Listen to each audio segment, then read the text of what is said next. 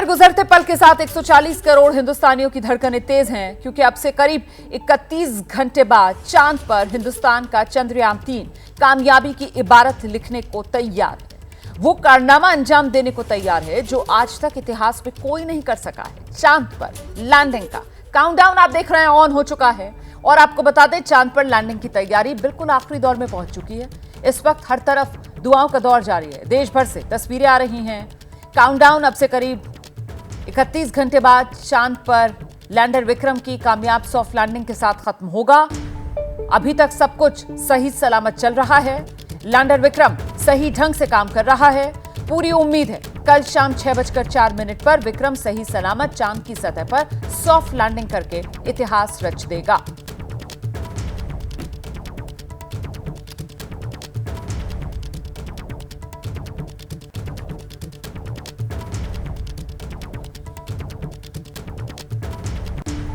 तो अब की बार हिंदुस्तान इतिहास रचने को तैयार है। चांद की सतह पर भारत पहुंचेगा, और यह मिशन खास इसलिए क्योंकि भारत चांद की उस सतह पर पहुंचेगा, उस हिस्से में पहुंचेगा जहां अब से पहले कोई देश नहीं पहुंच पाया है। दक्षिणी ध्रुव चांद का उसी तरफ भारत का लैंडर विक्रम लैंड करेगा, अपने पैर जमाएगा, और इसी के साथ हिंदुस्तान चांद को फतेह कर लेगा। यह कामयाबी बड़ी होगी क्योंकि चांद का दक्षिणी ध्रुव वाला हिस्सा अभी तक उससे दुनिया अनजान है। आखिरकार वो हिस्सा कैसा है, वहां पर चांद पर वातावरण कैसा है, चांद की सतह वहां पर किस तरीके की है, किस तरीके के खनिज वहां पर चांद की सतह में मौजूद हैं, पानी कितना है, किस शक्ल में है, क्या बर्फ के बड़े बड़े पहाड़ हैं वहां पर, मतलब जमा हुआ पानी वहां पर पहाड़ों की शक्ल में है क्या। इस तरीके के तमाम सवाल जो मानव के मन में है, उनके जवाब खोजने में भारत का ये चंद्रयान-3 लैंडर विक्रम और उसमें मौजूद रोवर प्रज्ञान जो अहम भूमिका निभाएंगे।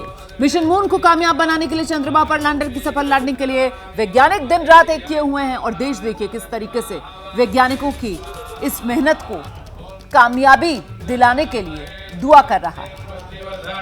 सबको यकीन है अब की बार हमारे वैज्ञानिक चंद्रमा पर तिरंगा फहरा कर रहेंगे, और इस विश्वास को और ज्यादा पक्का करने के लिए देश में ये दुआओं का दौर, प्रार्थनाओं का दौर। वाराणसी में आप देख रहे हैं पूजा पाठ, प्रयागराज में आप देख रहे हैं कैसे हवन किया जा रहा है, मुंबई में भी खास पूजा का आयोजन किया गया है। हर तरफ से बस यही एक दुआ है कि इस बार भारत का मिशन मून चंद्रयान-3 सफलता का परचम लहरा दे।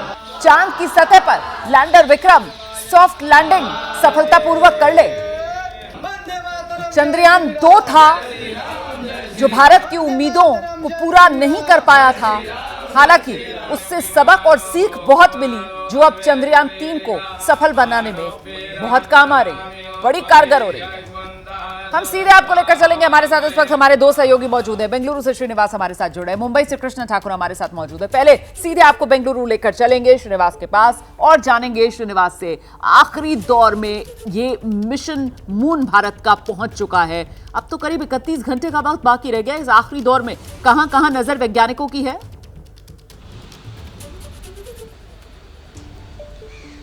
देखिए रोमाना, सबसे पहले मैं बताऊं, जैसा कि आप बता रहे थी कि पूरे देश में दुआओं का दौर है, तो वैज्ञानिकों की नज़र भी भगवान के दर पे है। कल नाग पंचमी था, और इसरो की तरफ से यहाँ के एक सर्प मंदिर जिसको कहते हैं, नागराज का मंदिर, वहाँ पे पूजा अर्चना की गई, और बजाबता इसरो की तरफ से एक पर्ची भी कटाई गई जिस पर्ची पे लिखा है devotees name ISRO government of India. तो दुआओं का दौर है, लेकिन अब इसके बाद जो चरण आने वाला है वो बहुत ही क्रूशियल है, क्योंकि इस वक्त 25x100 की ऑर्बिट में घूम रहा है हमारा चंद्रयान।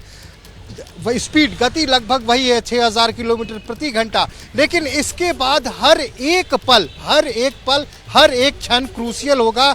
जैसे ही कल हमारा चंद्रयान इस 25 किलोमीटर के ऑर्बिट के दायरे से निकलकर बाहर आएगा, सिर्फ 25 किलोमीटर की दूरी के दौरान 6000 किलोमीटर प्रति घंटे से 0 तक पहुंचना है। और एक वक्त तब भी आएगा जब आखिरी का वो 15 मिनट बाकी रहेगा, उस वक्त चंद्रयान अपने पूरे के पूरे ऑटोनोमस मोड में चला जाएगा। उस वक्त 15 मिनट तक इसरो के वैज्ञानिकों का उस पर कोई कमांड नहीं रहेगा, और उसी, मैं बार बार स्टार्टिंग से कहता आ रहा हूँ, उसी 15 मिनट को टाइम ऑफ टेरर कहा गया। लेकिन मैं बताऊं कहां कहां पे कौन कौन सी दिक्कतें आ सकती हैं, किसके लिए बहुत ज़्यादा हमारे वैज्ञानिकों को सावधान रहना है। जैसे 25 किलोमीटर के दायरे से वो निकल कर नीचे आएगा, उस वक्त ये देखना होगा कि आखिर कौन से सही वक्त पे कितने थ्रस्ट इंजन को स्टार्ट करना है, क्योंकि फ्यूल थ्रस्ट इंजन में डाला गया फ्यूल भी एक बहुत अहम मुद्दा है, इसलिए उसे भी बिल्कुल एप्रोप्रिएट तरीके से खर्च करना है। अगर हमने उसे खर्च करने में कोई भी कोताही की तो चांद पे पहले पहुंचने से पहले हमारा फ्यूल ख़त्म हो सकता है। तो ये एक बहुत अहम फैक्ट है जिसको कि ध्यान में रखना है वैज्ञानिकों को कि फ्यूल कंजम्पशन बिल्कुल राइट क्वालिटी में हो। उसके बाद आपको बता रहे हैं कि अभी भी चंद्रयान जो है वो हॉरिजॉन्टल मूवमेंट कर रहा है, यानी कि चांद की चारों तरफ घूम रहा है।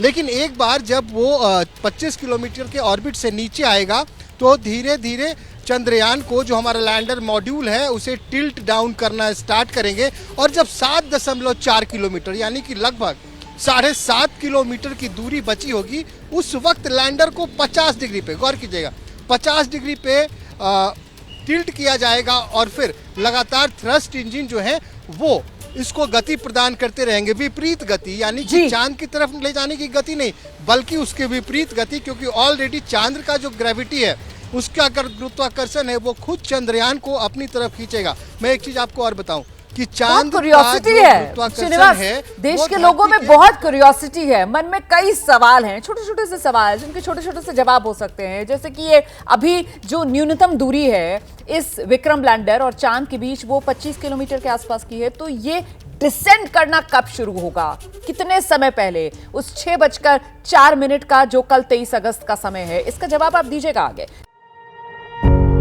पत्रकारिता कोई इमोशन नहीं है, ना अपना कोई ज्ञान देना है और ना कोई विचार थोपना है। पत्रकारिता क्या है?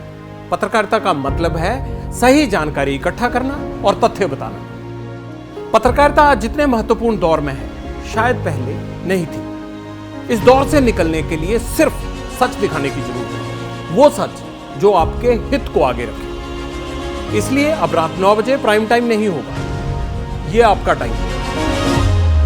जगविंदर पटियाल के साथ देखिए पब्लिक इंटरेस्ट सोमवार से शुक्रवार रात 9 बजे सिर्फ एबीपी न्यूज पर। एबीपी न्यूज आपको रखे आगे।